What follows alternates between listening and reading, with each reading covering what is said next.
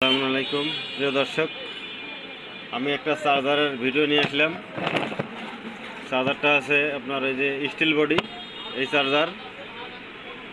চার্জারটা যখন আমি আনবক্স করি, মানে যখন চার্জারটা আমি খোলার পর দেখতে পারি যে শুধু এনার বেশি সমস্যা হয় নাই, শুধু এখানকার একটা কন্টাক্ট পিএফ থাকে, এই কন্টাক্ট পিএফটা নষ্ট হয়ে গেছে।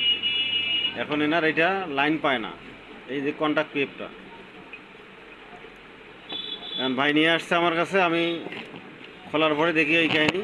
এটাতে অনেকেই আছে যে আপনার এই চার্জারগুলো এরকম দেখলে তাদের সাথে প্রতারণামূলক কিছু কথাবার্তা রাখে আর তাদের কাছ থেকে টাকা বেশি হাতিয়ে নেয়। এবং যারা আপনারা এই চার্জার যারা ব্যবহার করেন তারা প্রয়োজনে আগে খুলে দেখবেন চার্জারের ভিতরে এরকম কোনো পার্টস নষ্ট হয়ে গেছে নাকি।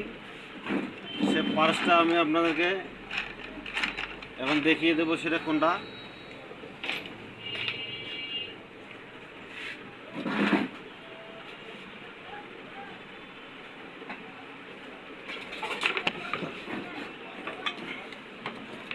এটা হলো এই যে পিএফটা, এই পিএফটা ওনার পুড়ে গেছে।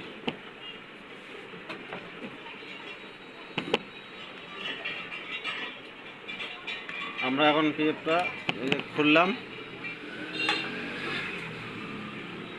এই হলো পিএফ, এটা হলো কন্টাক্ট পিএফ যেটাকে বলে। এখন এনার পিএফটা আমরা চেঞ্জ করব।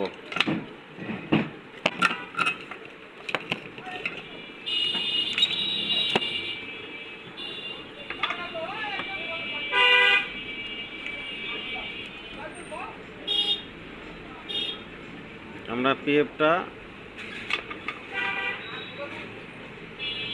এই পিএফটা এখন আমরা লাগাই দিলাম।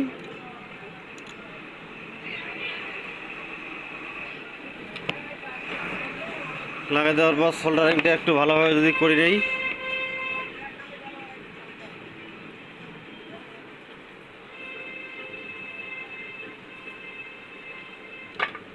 সোল্ডারিং আমাদের করা শেষ।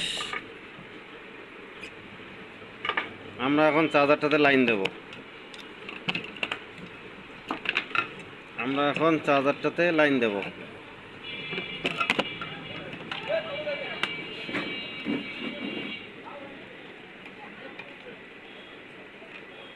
এই যে আমাদের চার্জার চালু হয়ে গেছে।